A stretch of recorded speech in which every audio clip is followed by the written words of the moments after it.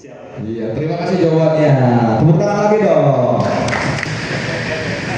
Langsung ke pertanyaan selanjutnya tentang identitas dan nilai. Ini agak sedikit mulai menarik. Sekarang gini ketua, kalau para ketua ketemu dengan seseorang yang belum mengenal Ansor, gitu kan? Bertemu dengan seseorang yang mengenal Ansor, Ansor itu apa sih gitu? Soalnya kadang orang taunya Ansor ini cuman ini cuma organisasi gitu. Padahal dia nggak tahu gitu di dalamnya itu ini entah itu daging atau cuma kuah aja gitu. Entah itu daging atau cuma kuah aja. Nilai-nilai apa yang para ketua pegang dari Ansor untuk mendakwahkan itu, mengajak kepada orang-orang yang belum mengenal Ansor. Maka Pak Ketua Kiki dipersilakan. Siap. Izin perspektif atau sudut pandang saya pribadi terkait nilai apa mungkin gitu ya, karena kalau dalam kehidupan sosial memang tidak terlepas dari nilai-nilai gitu ya. Yang mana memang kalau di Ansor tidak bisa kalau misalkan kita menjual nilainya, yuk ikut gabung di Ansor mebenghar. Secara syariat atau bukti nyata memang tidak seperti itu nilai yang kita tawarkan mungkin ya teman. Tapi mana ada nilai yang bagi saya pribadi lebih mahal dibanding materi, sahabat-sahabat. Tadi yang memang sudah dijelaskan dan kita bahas juga di awal bahwa di Ansor ini kita tidak mendapatkan nominal atau materi secara langsung gitu kan, sahabat-sahabat ya. Tapi di Ansor kita mengenal nilai perjuangan, pengorbanan dan penghikmatan kita terhadap suatu organisasi umumnya atau goalsnya nanti memang secara kultur background kita beragama mungkin seperti itu ya. Jadi nilai itu yang memang bagi saya pribadi itu lebih mahal dibanding nilai secara materi. Jadi saya pribadi nih kalau misalkan ketemu dengan rekan yang memang belum mengenal Ansor sama sekali, saya tidak akan mengajak yuk gabung di Ansor, oke kurang diberi duit 1 juta, saya tidak bisa seperti itu. Tapi saya akan mengenalkan nilai-nilai perjuangan. Apalagi di era sekarang nih kebetulan isu global bahwa adanya perang dan segala macam ini bisa kita perjuangkan bersama untuk yang KRI tadi bahwa ya di Ansor atuh kita belajar perjuangan karena memang sekarang pemuda atau pemudi juga sudah sedikit berkurang ya nilai-nilai perjuangan, individualis yang mulai meningkat, apatis gitu kan ya. Terterang enjing pageto orang teh bakal dihadapkan dengan momen apa. Makanya nilai-nilai perjuangan ini yang harus kita jaga dan kita tawarkan terhadap rekan-rekan yang memang mengenal Ansor itu sendiri. Kurang lebih seperti itu. Itu nilai yang paling mahal menurut saya pribadi, sahabat-sahabat. Terima kasih. Iya, jawabannya sangat bagus dan juga tegas. Iya. Sekarang kita langsung saja sambung ke Ketua PC. Nilai-nilai apa Ketua yang bisa Ketua pegang dari Ansor untuk menanamkan nilai itu kepada orang yang belum kenal Ansor? Oke.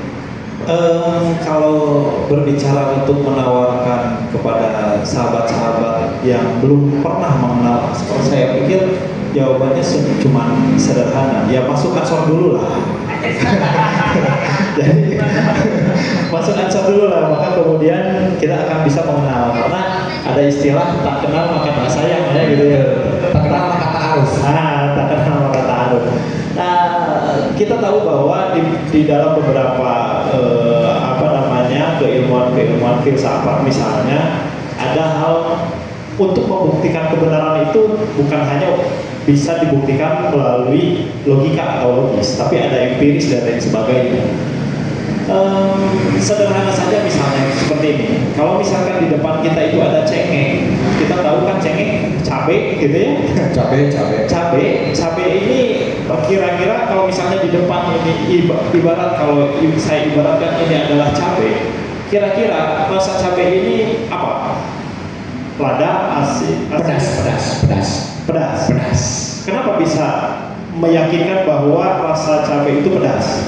Karena umumnya cabai itu pedas. Padahal menurut filsafat bahwa kebenaran ini akan bisa kita buktikan melalui empiris. melalui panca indera. Pedas ini bisa kita rasakan dan kita bisa yakinkan bahwa ketika cabai ini kita makan. Kalau misalnya sudah kita makan, berarti lidah kita ini merasakan bahwa cabai itu pedas, tapi lamun di pelong mumpul, wah. Jadi seperti itu kira-kira. Maka kalau ingin mengenal ansor, ya masuk dulu ke ansor. Ketika sudah masuk ke ansor, sahabat-sahabat ya bisa menjelaskan bahwa oh ansor itu ternyata seperti ini, oh banser itu seperti itu. Begitulah kira-kira. Jadi jawaban yang untuk pertanyaan barusan bagi saya sederhana. Jika sahabat-sahabat ingin tahu ansor itu seperti apa dan nilai-nilai apa yang ada di dalamnya, maka kemudian sahabat-sahabat silakan bergabung dulu di gerakan pemuda ansor. Seperti itu. Mantap sekali. Memang jawabannya yang sangat luar biasa ya dari ketua pimpinan cabang ya. Untuk para netizen yang nonton dimanapun Anda berada, dari sekian pertanyaan, apakah masih ragu untuk masuk ansor? Jangan lupa ya, se-Indonesia kader-kader yang baru mau masuk ansor di kecamatan manapun, carilah ketua-ketua PAC-nya. Jangan lupa PKD wajib. Yang ingin masuk Bansar di Ansar. Karena kalau ingin tahu ansor, jangan cuma nyinyir di media sosial ya ketua ya. Masuk ansor dong. Tepuk tangan dulu dong untuk ansor. Sebagai kader, saya sering mendengar visi yang digembor-gemborkan oleh para ketua nih. Sekarang kita mulai maju ke visi. Ada visi, mungkin khususnya ini di Kabupaten Bandung, ada visi yang berbunyi kuat. Dan di Kecamatan Rancaikek ini visinya berbunyi hebat, gitu kan? Saya kepo nih. Jangan sampai kuat itu hanya kuat di wacana atau hebat di spanduk, gitu kan? Jangan sampai ini. Takutnya banyak juga yang kepo. Apa sih kuat dan apa sih hebat itu, dan gimana cara untuk mewujudkannya itu semua, gitu ketua. Silakan untuk jawaban yang pertama dari visi misi kuat kepada ketua Desum, dipersilakan. Terima kasih.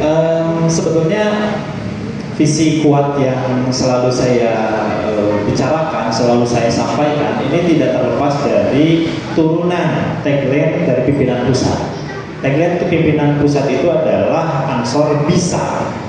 Nah, maka kemudian turunannya dari sana, karena gerakan pemuda ansor ini adalah organisasi kader yang harus tetap satu komando, tetap satu instruksi, maka kemudian saya bersama seluruh pengurus pimpinan cabang, kita merumuskan bahwa untuk mencapai ansor bisa ini adalah ansor kuat di Kabupaten Bandung, gitu kira-kira. Ini adalah singkatan.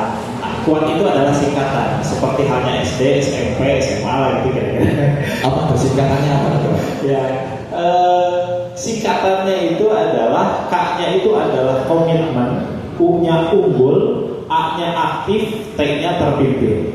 Komitmen, unggul, aktif, dan terpimpin. Dan ini kita rumuskan bukan sehari dua hari.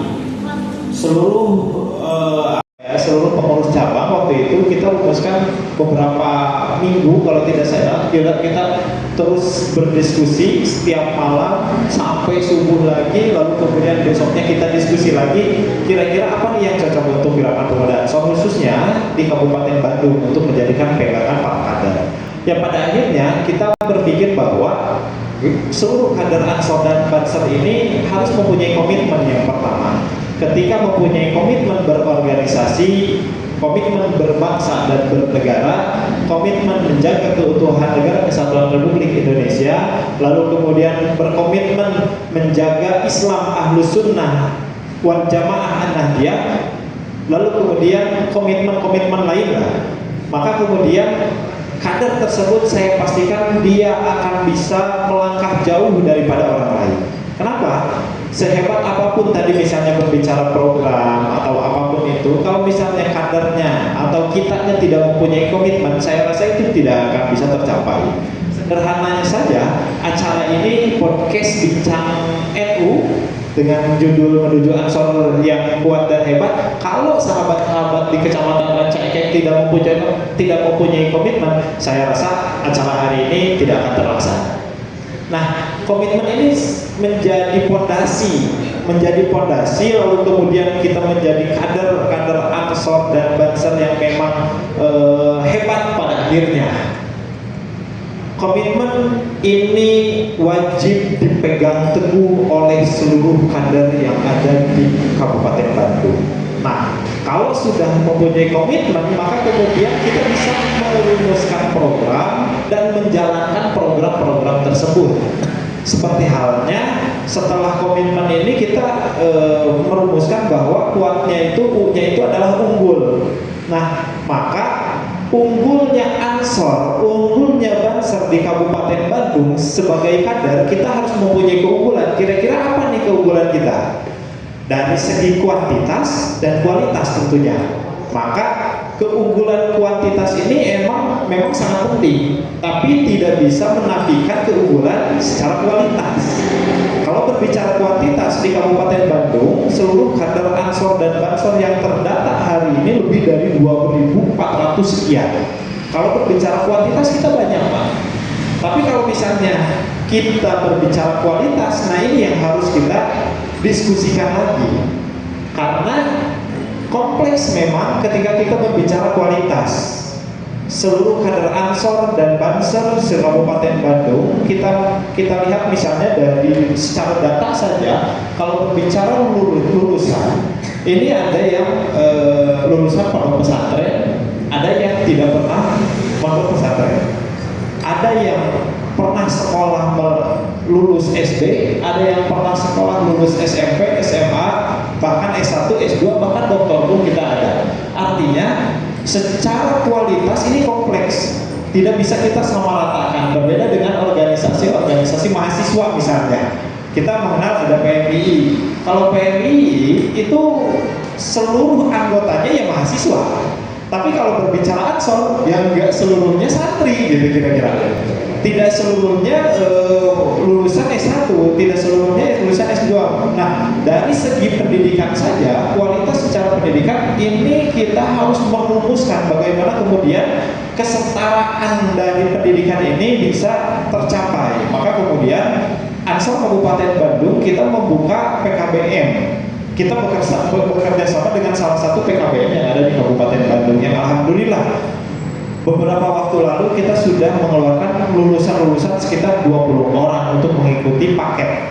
Nah, artinya untuk mencapai keunggulan secara kualitas kita membuat pelatihan-pelatihan tersebut atau PKBM tersebut. Nah, selain itu ketika sudah masuk PKD, pelatihan kepemimpinan dasar, maka kemudian kami di Gerakan Pemuda Ansor di pengurus cabang, kami berpikir bagaimana untuk meningkatkan kapasitas sahabat-sahabat. Maka salah satunya dengan pelatihan, entah itu pelatihan kalau misalnya ada sahabat-sahabat yang senang di politik, kita sudah siapkan ada pendidikan politik. Kader-kader yang senangnya misalnya di dunia usaha, kita mempunyai BUMA, badan usaha milik Ansor. Lalu kemudian kader-kader yang senangnya di hukum, kita mempunyai LBH, Lembaga Bantuan Hukum. Bahkan ada kader-kader yang senangnya itu membantu orang lain dari segi sosialnya misalkan. Maka di Banser ini ada Bagana, Banser tanggap bencana. Kita beberapa kali kejadian kebencanaan di Kabupaten Bandung kita turunkan. Nah, artinya apa? Secara kualitas dan secara kuantitas dengan upaya sedemikian rupa, mudah-mudahan kualitas kader di Kabupaten Bandung ini meningkat sedikit demi sedikit gitu kira-kira.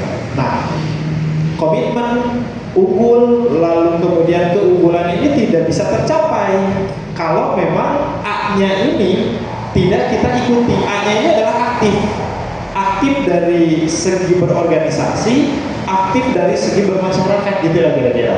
Maka kita patut bangga hari ini kader-kader Ansor di Kabupaten Bandung sudah ada yang menjadi kepala desa contohnya. Tepuk tangan dulu dong. Tepuk tangan. Nah, beliau tidak akan sahabat Kiki ini kan selain sebagai ketua PAC Gerakan Pemuda Ansor di di Kecamatan Ranca Ekek, beliau adalah kepala desa di Tanjung Mekar, Kecamatan Ranca Ekek. Beliau tidak akan pernah menjadi kepala desa kalau beliau tidak aktif di masyarakat, gitu kan kira-kira. Nah, selain itu ada kader yang memang sudah menjadi anggota dewan, ada kader yang menjadi apa. Itu kan salah satu kebanggaan kita. Tapi kemudian jangan kita terjebak bahwa kita sudah mempunyai kepala desa yang akhirnya kita santai-santai saja gitu. Justru kita harus bagaimana kemudian kita mensupport atau paling tidak kita bisa mengikuti jejak-jejak langkahnya lah gitu kira-kira. Saya yakin gerakan kader-kader Ansor di Ranca Ekek mungkin ada 1 orang 2 orang yang akan mengikuti jejak beliau. Amin. Untuk menciptakan itu ya silakan berkomunikasi dan lain sebagainya. Nah, aktifnya inilah yang sangat penting. Setelah PKD ya ayo aktif. Minimal ketika ada rapat, minimal ketika ada pertemuan apapun, kalau kita bisa hadir ya hadir. Kalau tidak bisa hadir ya konfirmasi lah gitu kira-kira. Karena berorganisasi itu saya ingat senior saya bilang ya berorganisasi itu tidak terlepas dari rapat sebetulnya. Kalau misalnya organisasi ini tidak pernah ngopi bareng, tidak pernah rapat bareng, maka kemudian organisasi itu tidak bisa disebut organisasi. Gitu kira-kira. Dan yang terakhir, visinya itu selain komitmen, unggul, aktif, terakhir ini terpimpin. Nah, kader Ansor, kader Banser di Kabupaten Bandung wajib terpimpin. Sebagai kader Gerakan Pemuda Ansor, kita bukan hanya dituntut untuk siap dipimpin, bukan hanya siap dituntut untuk memimpin, tapi kader Gerakan Pemuda Ansor dan Banser di Kabupaten Bandung harus terpimpin. Kenapa? Karena ada quotes apa tuh? Lakuah ila bil jamaah, tidak akan mencapai kekuatan kalau kita tidak babarengan, gitu kira-kira. Jadi kekuatan ini akan tercapai kalau misalnya kita solid, satu barisan, satu komando. Seperti itu kira-kira. Terima kasih. Wih, terima kasih, tepuk tangan dulu. Ya, jawabannya sangat menggebu-gebu. Tadi singkatan dari visi kuat itu komitmen, unggul, aktif, terpimpin. Baik, langsung saja ke jawaban yang kedua ini mengenai tentang hemat ini. Apa sih ketua hemat? Silakan. Betul. Tadi dikatakan oleh ketua PC bahwa memang dalam berorganisasi kita punya struktur yang memang terafiliasi dari tingkat terendah sampai tingkat tertinggi gitu, dari tingkat pusat. Kalau memang secara filosofis ada ontologi, epistemologi mungkin gitu ya, dan nanti aksiologi. Nah mungkin di Ranca Ekek itu sendiri sama kita mempunyai tagline hebat, dan insya Allah ini juga singkatan betul. Dan insya Allah ini adalah bentuk aksiologi, mana epistemologinya sendiri dari PC, PW sampai pusat.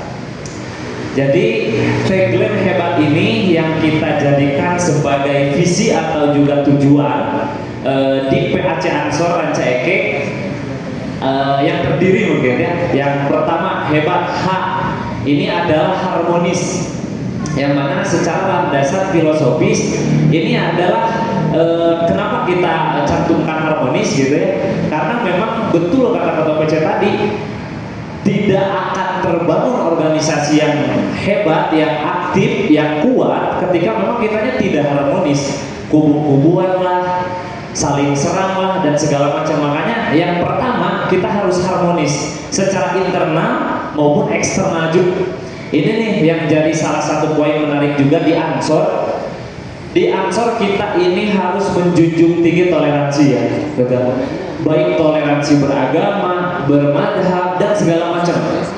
Yang intinya memang toleransi. Jadi kita harus menjunjung tinggi harmonisasi. Kalau dari perspektif musik, harmonisasi itu adalah nada-nada, artinya perbedaan nada yang disatukan menjadi harmonis gitu.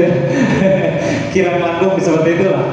Jadi memang poin pertama di PAC Ansor Ranca Ekek ini adalah harmonis, yang mana dilanjutkan untuk mencapai harmonisasi ini memang perlu SDM yang mengerti dan memahami Yang mana tagline yang kedua adalah dari hebat adalah edukatif. Nah di sini insya Allah PAC Ansor Ranca Ekek mempunyai tagline edukatif yang mana kita harus memberikan pendidikan atau pemahaman terhadap kader-kader sahabat-sahabat Ansor Banser untuk yang tadi memahami makna harmonis itu sendiri untuk mencapai tujuan organisasi pada akhirnya. Jadi seperti itu.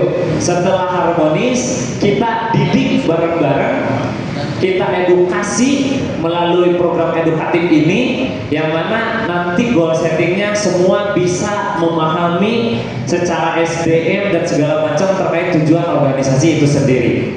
Nah, alhamdulillah ketika 2 poin ini sudah tercapai, kita bisa lanjut ke tagline selanjutnya yaitu bangkit gitu. Kita bisa bangkit dengan punya modal awal yaitu harmonis dan teredukasi gitu.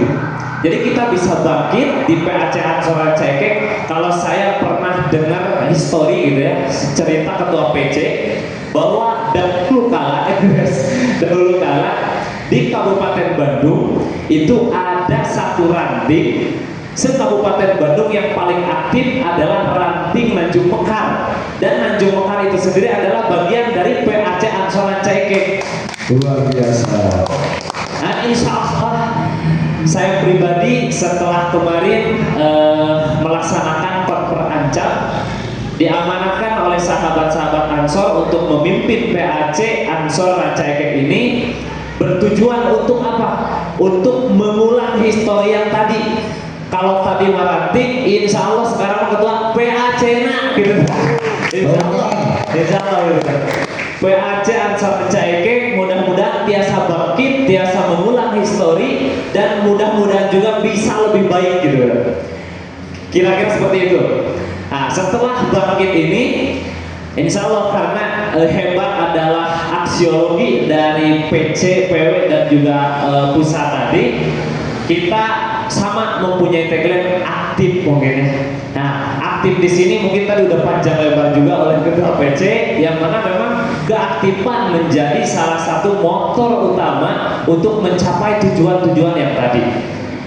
Nah, setelah aktif kita juga sama terpimpin. Saya sangat sepakat dengan ketua PC tadi bahwa di organisasi ini harus siap, bukan hanya dituntut untuk dipimpin, bukan hanya dituntut untuk memimpin, tapi kita harus bisa dituntut juga untuk terpimpin. Karena ayeuna siap dipimpin hukum, mungkin nanti sok atuh anjing lo jadi ketua apa tuduh-tuduh gitu ya. Atau nanti siap memimpin hukum, hayo bahaya-bahaya lo jadi ketua lah gitu ya. Tapi siap terpimpin, nah ini yang paling bahaya. Jadi saya sangat sepakat dengan statement ketua PC bahwa kita semua harus siap terpimpin. Yang mana agar yang tadi ketika sudah siap dipimpin, sudah siap memimpin, dan kita akan terpimpin. Dan insya Allah tagline hebat, kuat, sampai bisa tercapai gitu ya, gitu ya. Kira-kira seperti itulah insya Allah. Ansor Ranca Ekek Kabupaten Bandung sampai Ansor Pusat, insya Allah Lampung Majendri insya Allah kira-kira ya. Ya, terima kasih jawabannya. Jadi mungkin tadi sudah dijelaskan sedikit juga ya, apa itu dari visi kuat, apa itu dari visi hebat. Kita itu harus menjadi kader yang kuat dan hebat dalam menjaga akidah Ahlus Sunnah wal Jamaah anak dia, betul ya. Tapi gini ketua, biar nggak cuma keren pas sambutan doang, tagline kuat dan hebat ini gitu ya, biar nggak keren cuma sepas sambutan doang, jadi ketika sambutan digembor-gemborkan gitu ketua. Biar sedikit ada program nyata apa sih yang sudah atau lagi dijalankan untuk mewujudkan itu. Silakan kepada ketua PAC, ketua Kiki, dipersilahkan.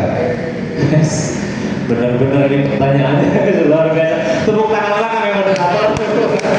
Masya Allah. Alhamdulillah.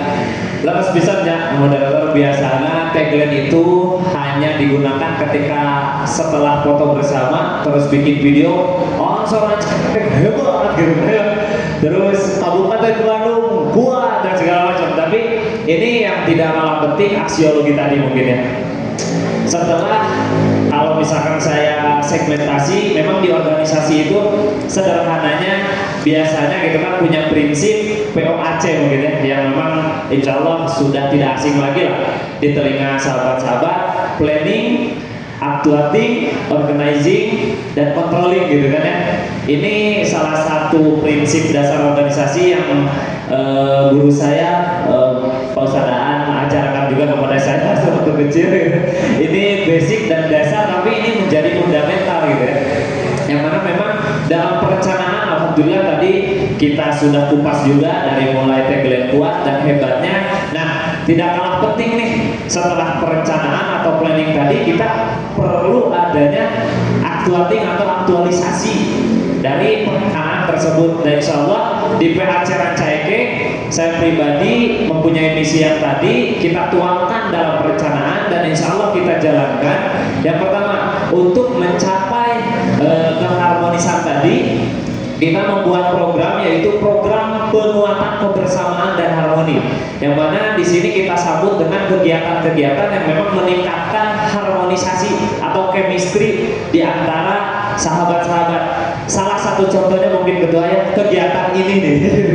Kegiatan ini yang insya Allah kegiatan ini kita kolaborasi. Ini alhamdulillah bentuk keharmonisan di Kecamatan Rancaike. Di sini ada LTMNU juga, ketua. Tidak hanya sebatas Ansor, ada LTMNU, Lapesdam, terus yang memang terutama MOC juga, LPNU, LPPNU, dan segala macam lembaga-lembaga dan Banomenu. Iya, IPPNU juga gitu ya, IPNU dan segala macam. Insya Allah ini adalah satu bentuk kegiatan atau konkret ya di mata rekan-rekan sahabat-sahabat Ansor di Rancaike untuk mencapai keharmonisan tadi. Kira-kira seperti itu gitu ya. Dan insya Allah banyak kegiatan-kegiatan yang lain. Kemarin kita udah buka juga dengan kegiatan buka bersama. Itu adalah salah satu bentuk nyata atau program konkret untuk mencapai keharmonisan. Yang selanjutnya di tagline edukatif, kita sudah merencanakan program dengan peningkatan kapasitas dan kualitas. Yang tadi ya Ketua PC sampaikan, selain kualitas, kuantitas juga insya Allah kita sama-sama tingkatkan melalui program pemberdayaan lah, kurang lebih seperti itu ya. Karena untuk mencapai tujuan organisasi tadi tidak akan kesampaian kalau misalkan memang SDM-nya kualitasnya masih rendah, kuantitasnya masih rendah gitu ya. Makanya itu harus sama-sama kita tingkatkan. Insya Allah di perencanaan program di PAC Rancaike kita akan menawarkan ke depannya pelatihan dari mulai PKD, di Klatsar kalau tadi untuk mengenakan Ansor sendiri, dan insya Allah untuk kader-kader Ansor dan sahabat-sahabat Ansor Banser yang memang sudah melaksanakan PKD dan di Klatsar, di PAC Rancaike ini kita akan mendata ulang dan kita juduli yaitu revitalisasi. Jadi nanti kita kemas dengan upgrading, betul. Jadi nanti kita adakan juga upgrading. Jadi insya Allah tidak hanya sebatas PKD dan di Klatsar, tidak ada tindak lanjut kalau tadi kata Ketua PC untuk meningkatkan keaktifan dan partisipasi. Nanti kita adakan juga upgrading agar senior-senior Ansor Banser yang memang anggap dengan keterbatasan waktu beliau-beliau tidak bisa ikut aktif, nanti kita bisa adakan upgrading dan revitalisasi. Kira-kira seperti itu. Nah, selanjutnya untuk menyokong tagline bangkit, insya Allah PAC Rancaike merencanakan program melalui pemberdayaan ekonomi, karena salah satu hal yang fundamental juga untuk kemajuan organisasi adalah kemandirian ekonomi. Kalau menurut saya seperti itu ya, salah satu faktornya adalah kemandirian ekonomi. Saya pribadi mungkin jadi salah satu kader Ansor yang sangat-sangat menyambut baik dan berharap besar dengan adanya program badan usaha milik Ansor. Karena tadi Ketua PC menyinggung sedikit, sigana gagahnya lamun Ansor gaduh tapenya lira gitu kan. Sigana gagah ke depan kalau Ansor punya universitas sendiri gitu kan, punya fasilitas kesehatan sendiri gitu kan. Makanya untuk mencapai hal-hal tersebut saya merencanakan program pemberdayaan ekonomi. Mudah-mudahan bisa didukung juga oleh sahabat. Tidak akan tercipta program tersebut kalau memang tidak ada supporting dari sahabat-sahabat semuanya. Selanjutnya dalam tagline yang keempat yaitu terkait hebat, edukatif, bangkit, terus aktif, kita akan merencanakan program selamat datang. Program yaitu peningkatan partisipasi sahabat-sahabat Ansor Banser yang tadi. Jadi setelah adanya PKD, Diklatsar, terus upgrading tadi, nanti kita akan wadahi semuanya dalam forum komunikasi via WhatsApp dan segala macam, kita aktifasi media sosial dan juga nanti kita terus galakan silaturahmi dan sosialisasi terhadap para muasis dan juga sahabat-sahabat Ansor Banser yang memang kita anggap vakum gitu ya. Nanti insya Allah kita revitalisasi tadi. Nah setelah yang terakhir dalam program Ansor PAC Ranca Ekek melalui tagline terpimpin, insya Allah kita setelah merencanakan program kepemimpinan dan organisasi. Nah ini salah satu bentuk kegiatannya adalah penguatan struktur organisasi. Mohon izin kedua, bukan mengesampingkan Ansor, tapi saya pribadi menganggap salah satu kendala yang mungkin yang dihadapi atau tantangan yang dihadapi Ansor adalah salah satu contoh kurang tertibnya administrasi mungkin gitu ya. Nah ini kita harus kuatkan melalui program pendidikan, kepemimpinan dan juga organisasi tadi. Ya, insya Allah mana menurut perspektif saya, sudut pandang saya bahwa administrasi ini walaupun memang kadang-kadang dianggap hal sepele, tapi ini harus kita kuatkan karena administrasi ketika memang diurus secara serius ini akan menjadi hal yang memang besar untuk kemajuan organisasi itu sendiri. Dan hal yang lain yang insya Allah hayu gabung kami orang Ranca Ekek di PAC Ansor Ranca Ekek untuk lebih mengenal dari Ansor di Kecamatan